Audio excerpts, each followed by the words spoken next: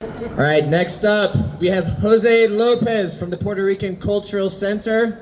For those who don't know, the Cuba Coalition will be marching in solidarity with in the Puerto Rican parade on June 13th. If you want to join us then.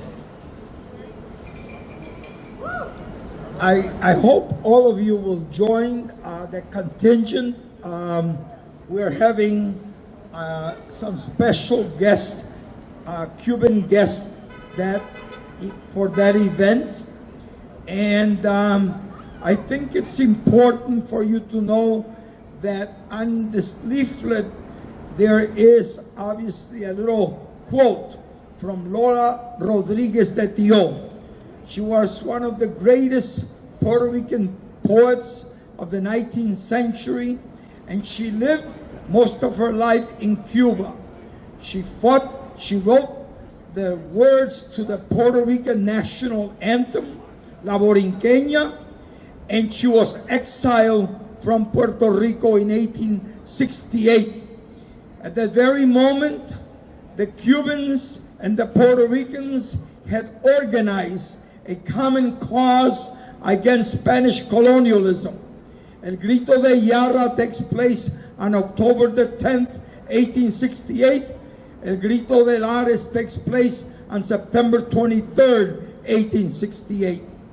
And because of her activity, she lived most of her life in Cuba, and she wrote a poem, Cuba y Puerto Rico son un pájaro con dos alas, reciben flores y balas en el mismo corazón.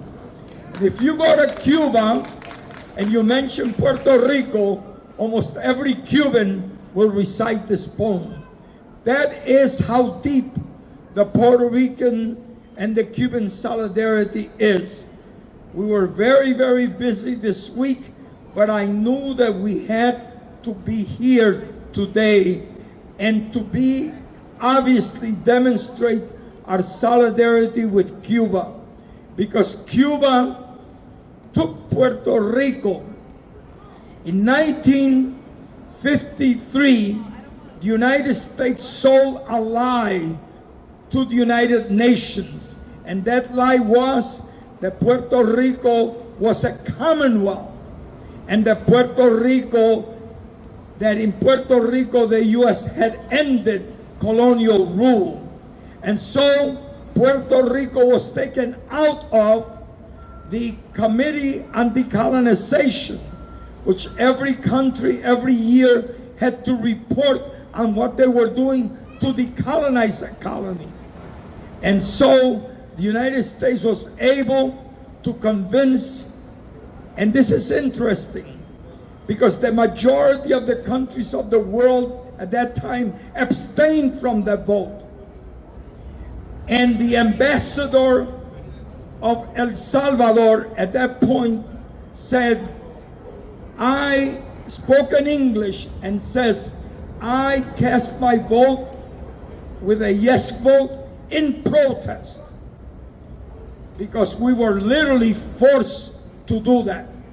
And this is exactly what the United States is trying to do all over Latin America.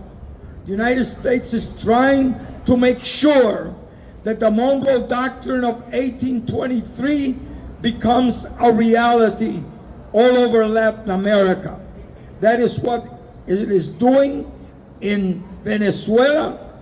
It is doing in every country in Latin America, and that is what it was trying to do with Cuba.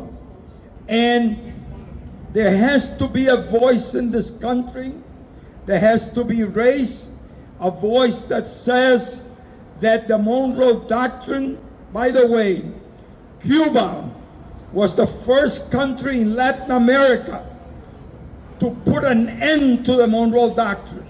I don't know if you know this, but remember, Cuba is ruled by something called the Plot Amendment.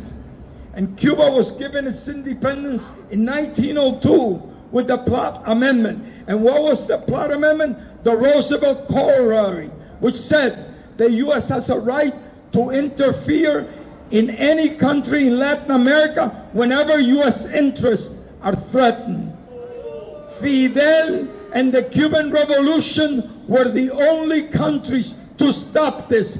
This is why they have waged this war on Cuba. And that is why we must all be with Cuba now and remind the world that the Monroe Doctrine was an imperial design